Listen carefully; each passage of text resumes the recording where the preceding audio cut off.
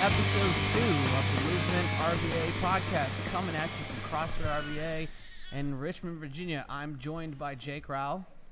Hello. And we have a special guest today, Kat Rowell. My lovely wife. Hi, this is Kat. And we're going to talk about the Open. We also have a third special guest, Lucius Rowell, the young heir to the CrossFit RVA throne. And he's going to help us talk about this year's CrossFit Open. You said we have 3 special guests, so I feel like you just told me I'm just a guest. Okay, Jake is he's a semi-permanent guest host. I thought I was a co-host. Okay, Jake's a co-host. I feel like we're going to have some talks in the future. We'll hash this out at a later date. In a private. Embarrassing me on air. Private conversation. Okay. Frenemies are back. Hashtag frenemies. If you're watching this and you like what you see, go to our YouTube page, CrossFit RVA, and subscribe. You're going to get weekly updates concerning training movements. What else, Jake? What else are they going to get if they subscribe? This podcast. Absolutely. And other tidbits to improve your training and maybe your life. Lots of training tips. So, yeah, go to YouTube, CrossFit RVA, subscribe to our channel. We literally update it 3 times a week. You can also find this podcast on iTunes and Stitcher. If you go to iTunes, make sure you give us a 5-star review. It helps us out, and it's good for us. Puts us up the list. Makes it easy to find us. Yeah. So, what are we talking about this time, Matt? We're going to talk about the 2015 CrossFit Open, because last night at the Dave Castro announced 15.1 in Canton, Massachusetts, with Rich Froning, the 4-time champ, and Matt Frazier, who apparently is going to be, it's already been decided he's going to be the champ this year. But I'm pretty sure he's not doing it. Wait, Matt Frazier? Matt Frazier. Oh, yeah. I thought you were talking about Rich for a second. No. Yeah, isn't Rich going team this year? I think he is going team. I think he is. He was looking pretty good for a guy going team last night. I definitely agree with that. He's still the champ in spirit. You guys might hear weird noises in the background. We are actually recording during the, what time is it? 5 o'clock class at CrossFit RVA. We're right by the entrance, so we're in the mix. So 15.1 is already out. Actually, by the time you hear this podcast, 15.2 will be out. And 15.1 will be old news. Old news, but we're still going to talk about it anyway. Mostly talking about changes to the open format and the regionals format and what that means for you. Yeah, so I think now we finally get to see really what the big changes mean, which is that there's now a scale division, and there was a lot of talk about what that would actually mean for the workouts themselves. So with 15.1, we can start to see what headquarters is looking at in terms of changing the workouts. I mean, we're going from lighter weights, which is to be expected, but we're also seeing how they're changing some body weight movements, taking toes bar down to hanging knee raises. So I think so far, I think it's a good thing.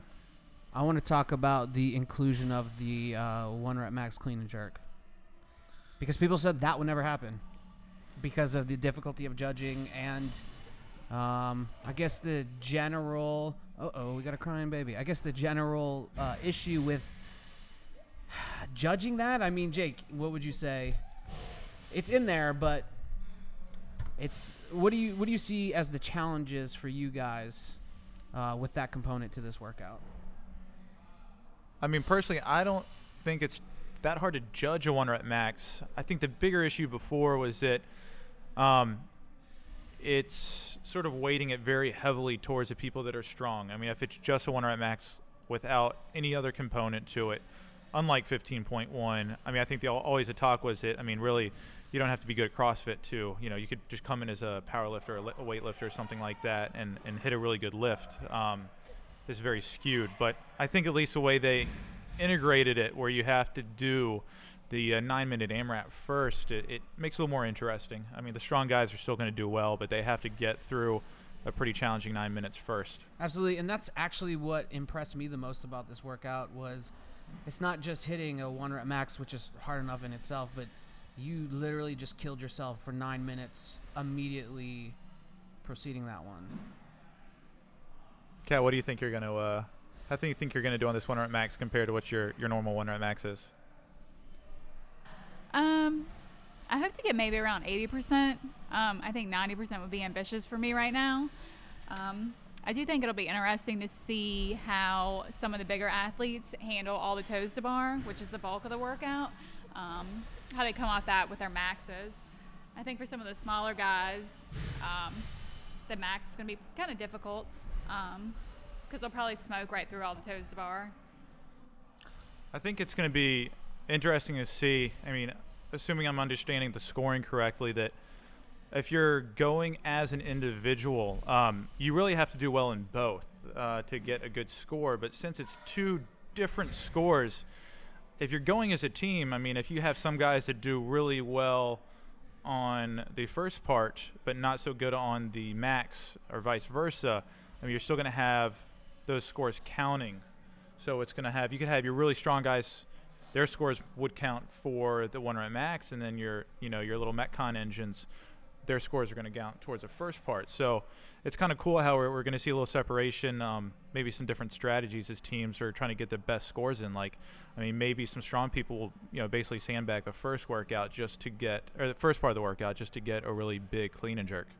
And that's the exciting part. If you are a gym who is going team, not just for 15.1, but 15.2 and onward, strategery is going to be an important component to you positioning your team to get to regionals. I think that one of the things that you do have to be concerned about if you are using strategy like you talked about, Jake, is if you do make it to regionals, being able to stand up to those tests that are gonna be thrown at you there, because there's gonna be no hiding from whatever they do at that point.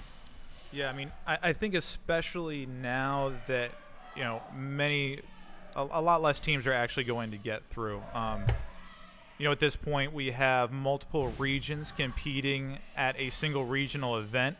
In the past, a single region would have 30 teams competing, and now at this point, basically the field's getting cut in half. So if you were, last year, team number 16, and this year you wouldn't get through. Only the top 15 are coming through. So it's really going to be, I think, a much more challenging team environment this year. I think this is a great opportunity to talk a little bit about the interesting dichotomy we have on today's show. Kat has actually done every single CrossFit Open workout that's ever happened. And this is my first CrossFit Open. So we have an absolute experienced veteran, and I'm a complete noob to this whole thing. Also did the very, what was the regionals in 2010. Oh, yeah, you are a regionals athlete. Team regionals 2010. So we got a regionals athlete on the podcast right now. Yeah. Why don't we talk about what kind of concerns you have, Matt, regarding the Open? Oh my God. Are you nervous? As a new guy, no, this is not going to make me nervous. But I will say I am seriously concerned about this toes to bar. And since we have to weigh ourselves, apparently, as the tiebreaker, it's not like I'm going to tie anyone really important. But weighing as much as I do now does not bode well for me in that clean and jerk. So you mentioned toes to bar. I know you're mentioning that you're a first-time Open competitor. What do you think? Do you think you're going to go scaled at all, or are you going to make that decision week to week? I'm going to make that decision week to week. I think the huge issue now is hanging knee raises is almost too easy. So I would feel like a turd if I went scaled on this one, because I just feel like there's a huge gulf between doing hanging knee raises and toes to bar, and I feel like maybe that gap could have been bridged by the old knees to elbows, which we did all the time in CrossFit and really doesn't exist anymore. Some people think those are harder than toes to bar. Yeah, you know what? Because of the range of motion issue, right? Yeah, I mean, I guess it's just depending how you're performing your toes to bar on a regular basis. Right. So in terms of how hard the knees to elbows are. So I'm for sure going to go week to week. If they're like this one, I can do everyone as RX. Not well, but I can do everyone as RX. And I think for me, the scaled option is too easy. I guess we'll see what's coming up. Obviously we have a lot of athletes here who are also doing it for the first time, and for a lot of them, toes to bar aren't going to happen.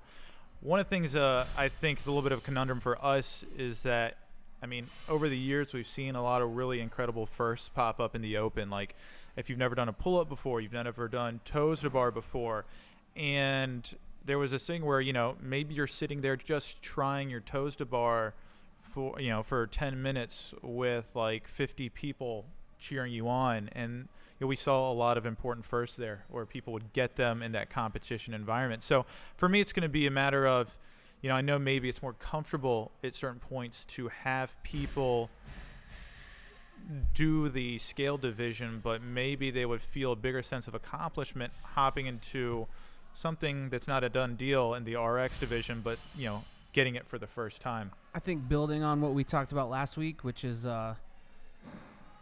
looking for those PRs where they're not obvious PRs. If you have not done toes to bar before and you do decide to go RX and you get one toes to bar and it's the first one in your life, that's a PR, and that should absolutely be celebrated. There's no reason not to challenge yourself in this, because if toes to bar are out of your reach right now, you're obviously not competing for a spot at regional. So anything that you do that you haven't done before is an incredible PR that you should be proud of, and you should push yourself to go for those no matter what. I also think it's worth being said that one toes to bar will beat every score in the scale division. Absolutely. So I am going to be impressed with the whoever wins the scale division, though. It's an interesting trophy to put on your wall. I think we should get that guy and girl on the show. It'd be incredible. So, Kat, regionals competitor in 2010. You've done every CrossFit Open workout that's ever existed. Mm-hmm. What are you thinking about this year? You were also how many weeks post-pregnancy right now? We are 10 weeks? No, 11 weeks maybe? Yeah, right about there.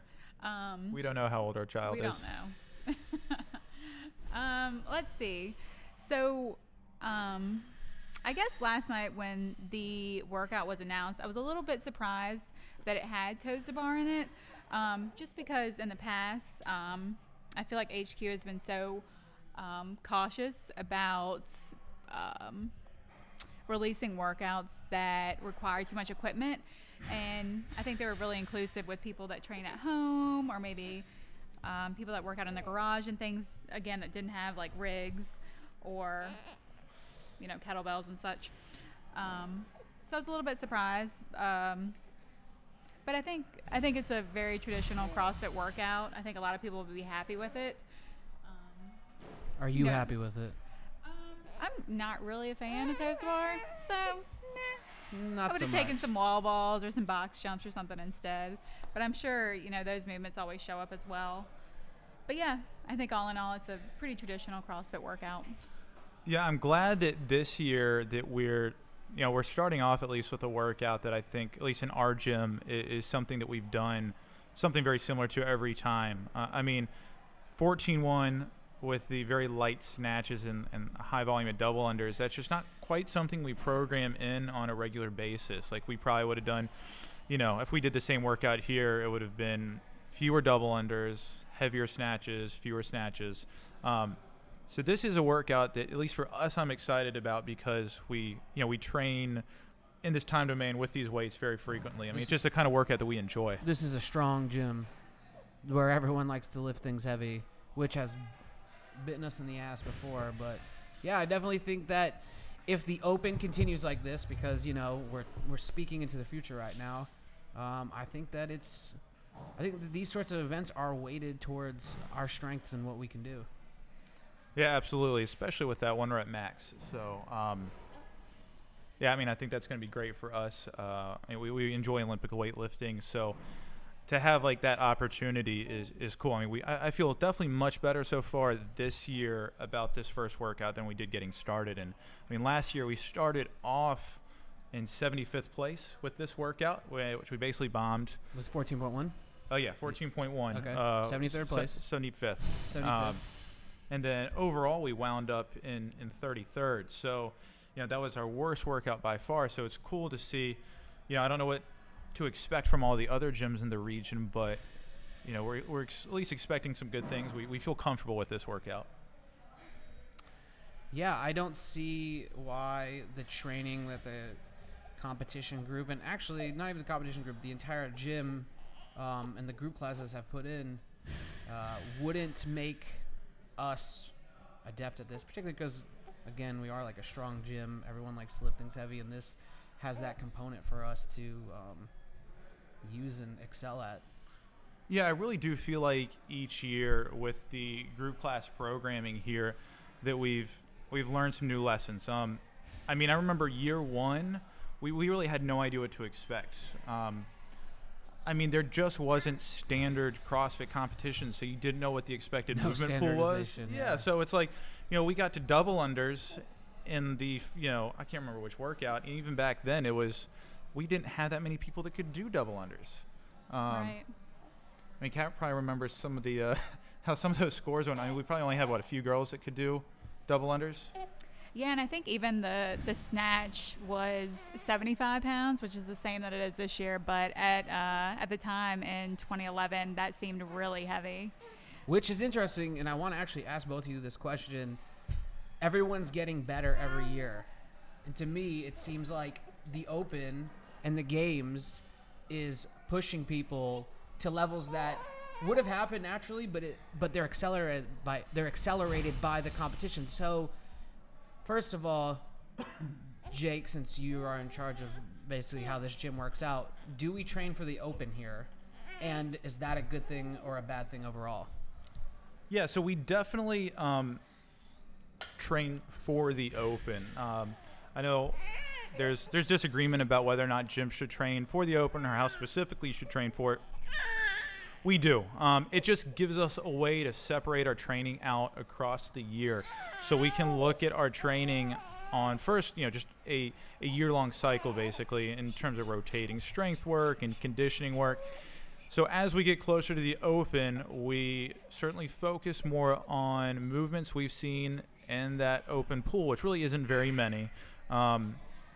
We do time domains and like weights that we think are going to pop up in the Open. So, I mean, a lot of times we'll actually train slightly lighter weights for more reps and sometimes longer workouts than maybe we do earlier in the year, just to get a little more familiar with what those Open workouts are going to feel like, since so many of them are just sort of constantly moving burners.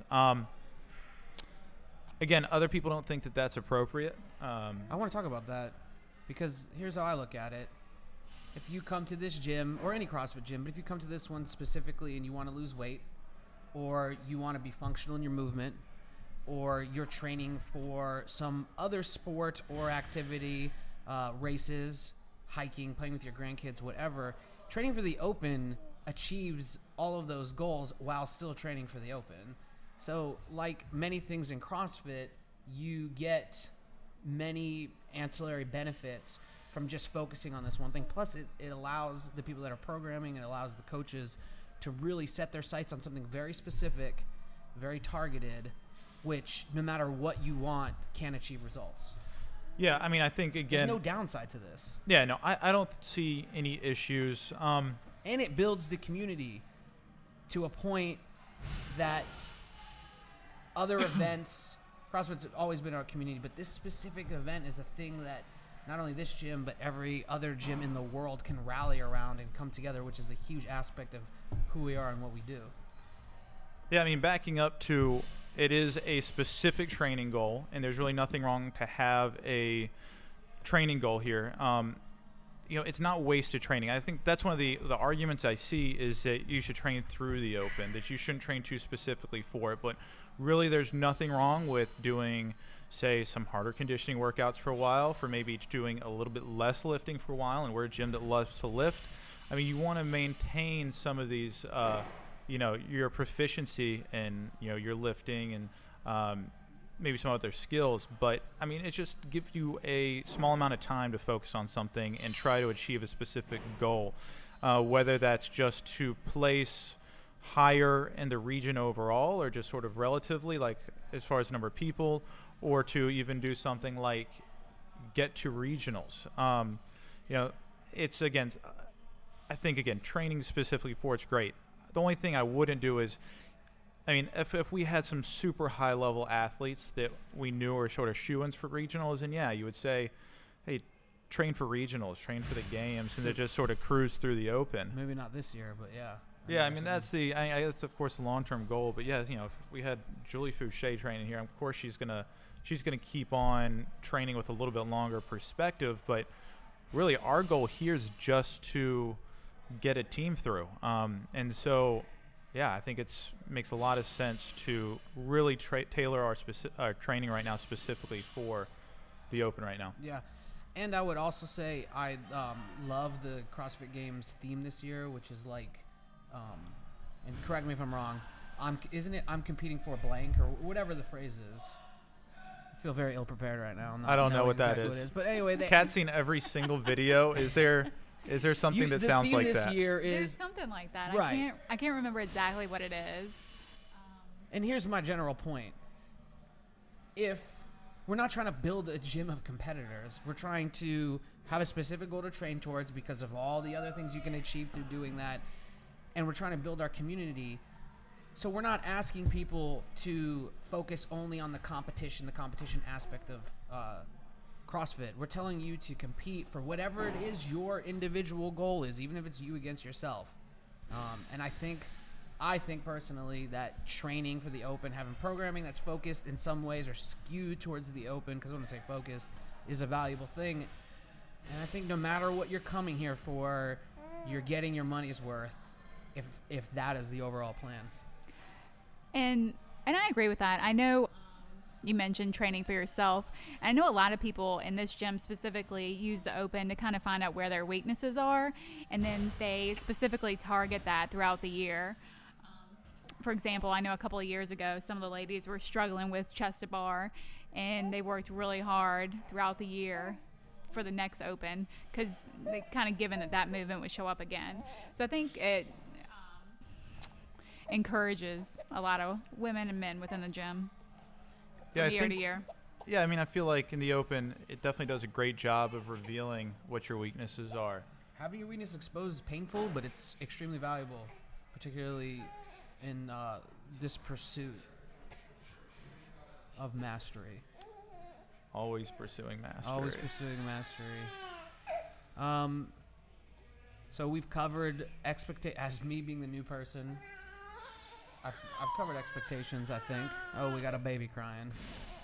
That's how things go when you're you got a 10 to 14 week old, which we don't know. You guys, we could have a 2-year-old child and we wouldn't know right now. This is a family-centered gym, and it's a family-centered show. I feel like we've said things that can't be said. Can't be unsaid. Jake, how specifically has how else has the gym specifically trained to prepare for this?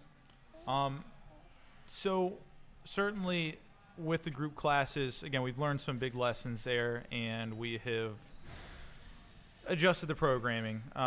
We have, at the end of the last Open, we were so close. We were 3 spots away. We realized that, at this point in the game that it's going to take a little more effort or a little more time on the athletes' parts to get a team to regionals, which again is just a long-term goal for our gym. So we found that we had to start a competitors program, or at least explore the options that are out there. So we ran some small groups through different competitor programs. And let's talk about what we used. We did. We had one group did Misfit, one did Invictus, and then one did New England. So we had 3 test groups last summer. Yeah, just this past summer. Again, right after the Open. I think a week after the Open. I want to say we did 12 or 16 weeks. I can't remember at this point, but it was a very long test process. And we did groups of 6 people in each one, 3 men, 3 women. And what were your results from that test? For us, I mean, I've programmed for a lot of things: weightlifting, strongman, of course, CrossFit group classes. Though I don't do the regular group class stuff all the time, but I've been working with John Houston, who does our programming, to figure out what we're going to do. And I've written some individualized programs, but I hadn't set out to write a group competition program. So for me, it was just important to sort of see what other people were doing and how they were approaching it, and to demystify the process. Yep. Because you see, if you see just a workout, like a single workout pop up on a website, and you don't really pay attention to what's going on around it, you might not understand the full structure, and it might seem like, again, like this very sort of strange mystical process that you can't really grasp. But then for us to take, collect a lot of data, to get, we actually got these competition programs, we got what they were doing last year at the same time, and we just punched it into spreadsheets, looked at things on a week-by-week basis, and really got a much better feel for what was probably going on, in the minds of these people who are doing this programming. So which one did you find was most effective? It's a little challenging to say. I feel like, I liked Invictus and the Misfit one better. At least I think it was more appropriate for our group of people. Right. Both were, I say, very, Misfit was extremely high volume, at least from my guys at certain points. Not necessarily a bad thing, but it was just sort of something we weren't used to. The Invictus stuff was slightly more varied and random at certain points, and but some of our guys got some huge PRs doing on their Olympic lifts during the Invictus stuff. It was good to see how these different programs were approaching the off season, because we're grabbing these programs from the same time of the year, and they had certainly some different ideas there. For like the Misfit, it was super structured strength training. We hopped right into a squat cycle that I've done through weightlifting, and you could see how they were really structured everything around that squat cycle to sort of fit that need. So others were a little more focused on the conditioning or different aspects of conditioning. Like I think there was Invictus guys that were doing a lot of really, really heavy metcons for a while. In Misfit, I felt like our metcons were a little more balanced out, but again, we had more structured lifting though. And Kat actually did one of those programs. Which one did you do? Yeah, I was with the Misfit group. Jake and I actually did it together. Yeah, it was very high volume. I was actually pregnant when we were doing it, which probably wasn't the best idea. Were you pregnant when we started? I think we had just found out maybe a couple of days beforehand. But you did it the whole anyways. cycle. But we did it anyway. Wow. I know there was a lot of sprints, a lot of running workouts. There were a lot of drills though that I found to be really helpful, specifically with the snatch and the clean and jerk. Just clean up those movements a lot, and got a couple PRs during the cycle. So yeah, I really enjoyed it. It was just kind of difficult to manage. If you're just a casual CrossFitter that comes in after work, it's very time consuming. But overall, I thought it was a great experiment and got a lot out of it. And so, Jake, you took those two. Your favorites were Invictus and Misfit, but you actually didn't use them to prepare your group. You wrote your own program, right? Yeah, I wrote my own program. I would say, excuse me, I didn't like grab anything to. Screaming children. Yeah, we're in the entrance of a gym. Yeah, there's nothing we can do about this, guys. Things happen. People change. So I didn't grab anything specifically from either one. Like I wasn't like, oh, I really liked this format. Because I did Misfit, I'm sure that rubbed off on me the most. And I will say I really like how structured everything was. Like I feel like I'm very methodical with my programming, so I felt really at home, like looking at their structure and sort of understanding how they were fitting everything in, looking at just because it was patterns you saw before, right? But through weightlifting and powerlifting, strongman. Yeah, some of it. Like maybe some of the things I wouldn't have thought to use in a CrossFit program, but it also opened up my eyes to sort of what people could adapt to, in terms of levels of volume or. You have certain like preconceived notions about how much lifting you can do and how much, at the same time doing, say, a high volume of conditioning work or sprinting or whatnot. And then, though after like, say, the first 6 weeks, people were hitting huge squat PRs while also sprinting and rowing and doing sometimes, at least one challenging metcon a day. So it was, it definitely taught me some valuable lessons. Right. And you began putting the competition group through that program how many months ago? Your own competitors program. Gosh, I have no idea. Maybe 6 months ago. Yeah. This has been a long process. Yeah, we'll say about 6 months ago because we wrapped up the Open, so probably April, May, June, July. I think probably around August we started our own. Right. Which, would be right about 6 months. Yep. And, so it was I think it was just enough time to sort of see how our own program could help prepare us. I think really any shorter, I think really wouldn't be getting the full picture. So it was enough time for us to break our training out into some broad cycles, have a little bit of off season left where we could still do push the lifting for a while.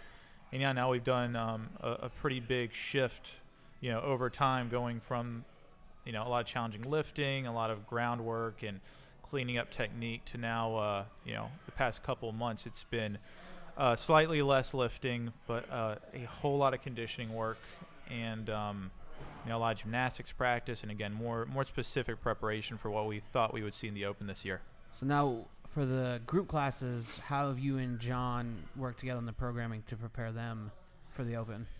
So I think in years past, and we get better every year, is we would maintain sort of our sweet spot of programming that sort of in terms of rep ranges and weights and things we really felt like help people out and that we enjoy. The sweet spot? We were in the sweet spot. How would you define that sweet spot? Well, for us, again, I'm just talking about sort of moderate weight, moderate rep, fairly short workouts that, again, it fits well with our programming. We feel good there. We feel like our people get a lot out of it. So let me take a crack at that. 8 to 12 minute Metcons, roughly. Yeah, something like that. With medium volume, maybe 5 to 10 reps at a movement, maybe a triplet, right? Yeah, lots of triplets, couplets. Classic CrossFit. Yeah. And so this year, Classic CrossFit. How have you guys changed that to prepare the group class for this month of competition? Well, one thing we did is we set aside a couple days a week. We've been doing Mondays and Fridays to integrate old Open workouts or program in workouts, maybe some girl workouts, or just structure some workouts so we felt fit the time domains, rep schemes, and had the same movement pool as what we've already seen from the Open. So Mondays and Fridays, we consider those sort of test days, or competition days in a way. Our competition group and our group classes were working out separately, but we also thought this would be a great time to sort of get the groups back together. Integrating the competition and the classes, group classes? Yeah, Okay. I think that's important for the community as we lead into the Open. Despite the fact that we got some really good people in the competition group, at the same time we have some really good people in the CrossFit group classes, which I think to some extent says that depending on who you are and where you're at in your fitness journey, you don't have to do 15 hours of training a week to Absolutely be pretty not. good. Then don't fall for that, people. If you take one thing away from this, listen to Jake on this one. You don't have to train like Rich Froning to be the best you that you can be. Yeah, maybe it's appropriate for certain people at certain times, but again, we've had some really good people in the group classes, so I think it's fun to take some of our competition guys and maybe take a crack at our best guys in the group classes. And again, for the group class guys, they're probably always seeing the competition folks train, and they're like, they want to see what they can do. So it's been good to get the two groups together. It certainly mixed things up a lot, and since people knew, I think that these days were sort of high intensity days that we were doing something that we might be seeing for the Open that I think was very motivating. So and again, we've just sort of tapered the programming to fit what we expected from the Open a little further out than we usually did, which I think has got people in better shape. So let me sum this up. Everybody, no matter if they were in the group classes or the competition group, all of you guys are ready right now. You're ready for 15.1, which is already going to happen by the time this comes out, but you're really ready for whatever comes out, hopefully, of Dave Castro's hopper. We got a lot to see, but I feel like for everybody with the time and the energy they have available, whether it's a group classes or the competition group, I think we've given them the best shot we can with what we're working with. So I'm excited about it. We're looking forward to it. I think that's about all the time we got. Kat, 2010 regionals competitor. Please stop. Okay, I'll stop. Is there anything you want to add? Because you do have the majority of the experience at this table right now.